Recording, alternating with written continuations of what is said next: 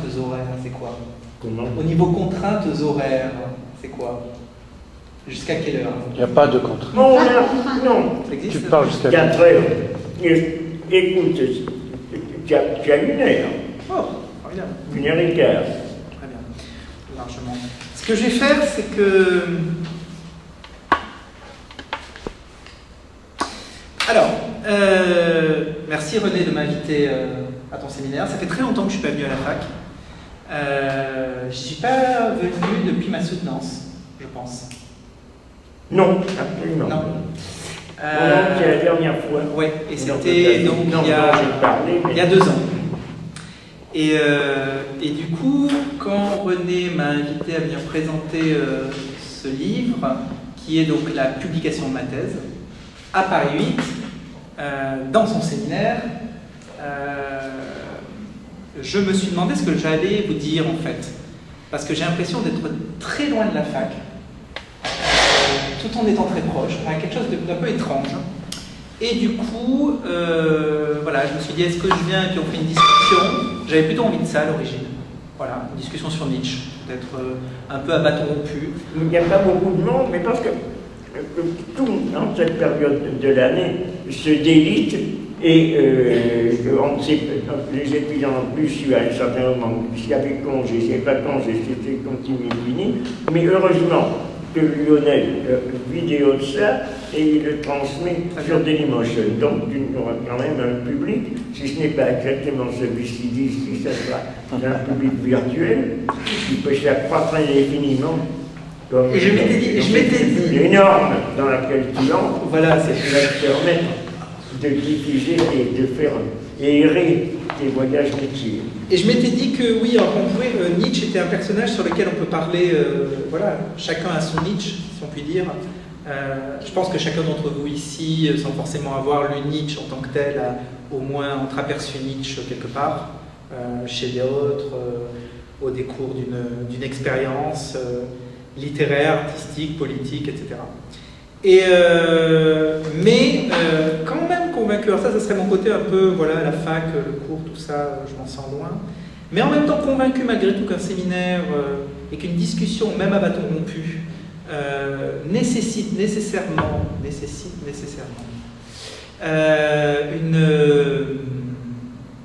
une sorte de préalable, on va dire, de rocher auquel s'accrochent les moules qui vont discuter ensemble de Nietzsche. Je me suis proposé en fait de vous proposer, d'être un rocher. Et donc de vous parler, alors de quoi? De ma thèse ou de mon livre? Et là, j'ai eu une idée. Je me suis dit, mais ce qui est intéressant dans la... Qu'est-ce qui m'interroge dans la fac le plus? Ce qui m'interroge dans la fac le plus, c'est, pour parler en termes foucaldiens, le dispositif. Voilà.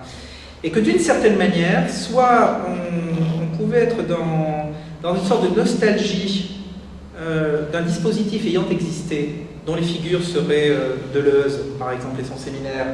René pourrait être quelque chose de cet ordre-là, dans cette continuité, ou dans cette réinvention, enfin je ne sais pas, des choses comme ça. Et puis, à côté de ça, il y a le dispositif le plus réglé qui soit dans l'université, c'est le moment où vous devenez docteur en philosophie. Ça, c'est un dispositif très réglé. Vous avez des gens en face de vous, qui sont tous docteurs ou professeurs, vous êtes en face, vous n'êtes pas encore docteur en philosophie, et vous venez présenter un travail qui, généralement, beaucoup plus qu'un travail intellectuel et surtout un travail subjectif absolument inouï, qui vous a demandé beaucoup de temps, beaucoup d'énergie, voilà, une sorte comme ça de parcours, et vous devez en 20 minutes, une demi-heure, retracer ce parcours pour ensuite pouvoir faire partie de la grande famille des philosophes, je ne dirais pas jusque-là, au moins de ceux qui ont un doctorat de philosophie. Et ce dispositif, en fait, il est ainsi fait qu'il y a une table, il y a quelqu'un en face de cette table qui parle, qui expose, qui sera ensuite soumis au feu croisé, nourri des personnes qui sont derrière la table des juges, et derrière lui, il y a tout un public qui est là et qui donc regarde le juge et le dos, pour ne pas dire le cul, c'était une question, le cul de Dieu, voilà. Est-ce qu'on voit le cul de Dieu lorsqu'on voit le dos de l'impétrant? Ça, c'est une question philosophique, une vraie, je crois. Et voilà, ce dispositif, il est là. Et du coup, je me suis dit, mais voilà ce qu'il faut que je fasse. Je vais vous proposer ma soutenance. En fait, je vais vous relire ma soutenance. En essayant ensuite, peut-être dans une question nietzschéenne, dans une sorte de retour un peu facile du dispositif, peut-être, mais en tout cas voilà, sur lequel je voudrais avoir un petit peu votre avis. J'ai repris ma soutenance et je vais essayer de soutenir ma thèse devant vous. Voilà. Tel qu'il y a 2 ans, je l'ai soutenue, avec l'idée peut-être que la question de la discussion du feu croisé, du feu nourri, peut tout à fait alors s'inverser, je ne sais pas, mais alors pourquoi cet exercice me semble particulièrement pertinent avec Nietzsche? Parce que s'il y a quelque chose que Nietzsche a amené, tout le monde dit ça, s'il y a quelque chose que Nietzsche a amené à la philosophie, en tout cas moi, il y a quelque chose sur lequel je vais en parler dans la présentation, et il y a un centaure, Nietzsche, Klossowski, qui me parle. C'est Klossowski qui ne cesse de répéter, si vous avez lu un peu ce que dit Klossowski, ou René a dû en parler pas mal, de ce Klossowski. Klossowski.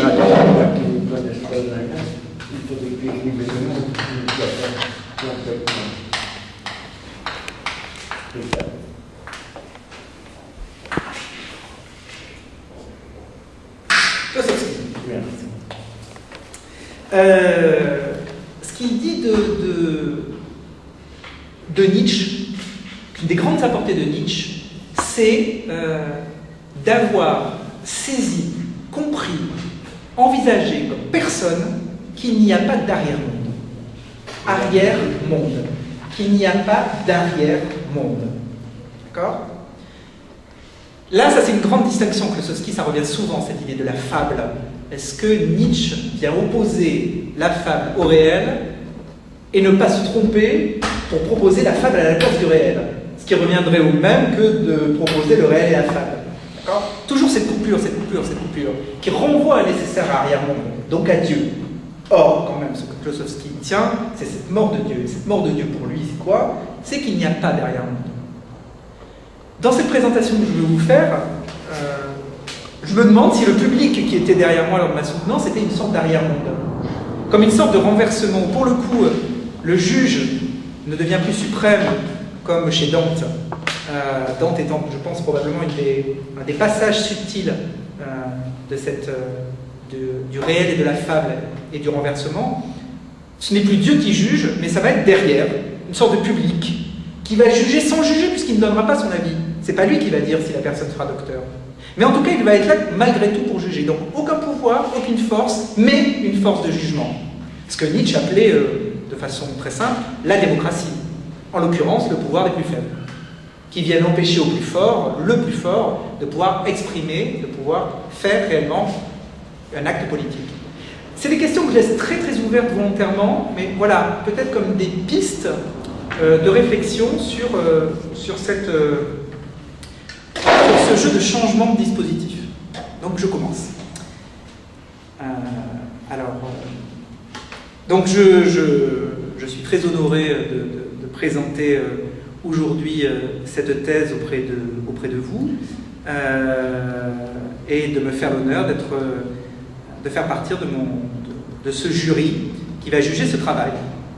À l'origine, si je peux parler d'origine, car je crois que d'origine il n'y a pas, cette thèse portait un autre nom. Alors la thèse s'appelle, pas le même titre que le livre, s'appelle Nietzsche, lecture de Nietzsche, je ne sais même plus le titre de ma thèse. Lecture de Nietzsche, avec un S, il y a fragment dedans? Il y a fragment. Il y a fragment dedans. Waouh, j'en avais plus le titre de ma thèse. Bon, c'est pas grave. Écriture fragmentaire. Oui, il y avait fragment, il y avait bon. Oui. Alors, cette thèse portait un autre nom, décidément, vous voyez là. Voilà. Deleuze, Guattari et Foucault, Deleuze, Guattari et Foucault, lecteurs de Nietzsche. Tel était donc son titre d'alors. C'est sous celui-ci que j'avais présenté ma demande de soutenance de doctorat sur la direction d'Alain Brossard.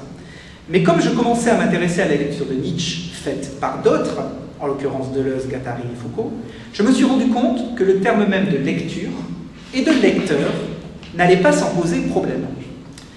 En circonscrivant un tel travail, grâce à un tel titre, s'agissait-il alors de savoir quelle était l'influence de Nietzsche sur ses auteurs? En quoi est-ce que Nietzsche a influencé la philosophie de Deleuze, de Guattari ou de Foucault? Ou alors de repérer quand et pourquoi Deleuze, Guattari et Foucault citent Nietzsche, se revendiquent de Nietzsche. Y a-t-il un Guattari sans Foucault, un Guattari sans Nietzsche, un Foucault avec Nietzsche, un Foucault sous influence de Nietzsche, etc. Et tant qu'à faire, pourquoi s'arrêter à ces quelques noms, si ce n'est que parce que je les connais bien, et ne pas prolonger la question par l'étude de la lecture de Nietzsche, par Bataille, chez Bataille, par Klossowski, chez Klossowski, chez Scherer, par Scherer, etc. Bref, ma première approche, il me fallut une longue période pour m'en rendre compte, portait en elle le risque de dresser une grande famille, une sorte de grand arbre généalogique, dont le premier, l'origine, placé tout en haut, ou alors au contraire à la racine de l'arbre, aurait été Nietzsche. Un tel travail de thèse aurait dû, s'il avait été rigoureux, s'ouvrir à la description de tous les enfants de Nietzsche, tout au moins à celle de ses enfants et bâtards français. Mais cela me posait problème pour deux raisons, en vérité. La première, c'est parce qu'une telle thèse, selon moi, se serait limitée, en serait restée à une sorte d'accumulation de noms autour ou après celui de Nietzsche, et serait donc restée prise dans les raies d'une histoire de la philosophie que je récuse notamment avec François Châtelet. Je vous renvoie pour ça à tout le travail de Châtelet, abondamment travaillé ici, sur son histoire de la philosophie, qui ne s'arrête évidemment pas à des noms. Il n'y a pas Deleuze dans l'histoire de la philosophie. Il y a à quoi reconnaît-on le structuralisme? Il n'y a pas Châtelet, il y a Platon. Et Platon, c'est pas un nom, Platon, c'est une philosophie antique, etc., etc., etc. Toutes ces questions. Ensuite, il n'y a pas Fourier. Il n'y a pas Fourier, Scherer, Fourier. Il y a une philosophie qui est celle qui couvre tout le champ de la philosophie, dont Fourier a peut-être été l'un des plus actifs, l'un des plus ouvriers, si l'on peut dire, même voire le découvreur. Mais voilà, on n'en reste pas au nom. Donc ça, c'est la première chose qu'une telle thèse, ce serait une première limite de cette thèse. Ensuite, parce que le rapport que je commençais à entretenir à Nietzsche ne me semblait pas de cet ordre-là et ne se pensait pas en termes d'enfant de Nietzsche. Bref, pour commencer ma thèse, enfin, après 2 ans de réflexion sur tout ça, il me fallait d'abord me concentrer sur ma propre lecture de Nietzsche, seul moyen de sortir de signifiants aussi forts que Nietzsche, ou que Deleuze, ou que Guattari, ou que Foucault. Bref, de sortir des signifiants qui sont des noms des auteurs. Une question qui fut donc la première pierre posée à ce travail de thèse, question qui me permit d'en ouvrir d'autres, et d'autres encore qui composent le corps de ce travail. Une question donc s'est alors fait jour, qu'est-ce que lire? Ou plutôt, qu'est-ce que bien lire? Autrement dit, s'est imposé le fait qu'il fallait, pour construire ce travail, une méthode. Et j'insiste sur le thème de méthode, alors qu'a priori je pourrais récuser une histoire de la philosophie dont on verrait un des salopards embusqués dans le noir avoir fait tout un discours sur la méthode. Au contraire, moi je la ramène, la méthode. Ça répondra peut-être à ta question sur Montaigne. Pourquoi est-ce que Montaigne intéresse Nietzsche et la question de l'érotisme chez Montaigne? Je pense que ce qui intéresse Nietzsche chez Montaigne, c'est la méthode. C'est la méthode de travail.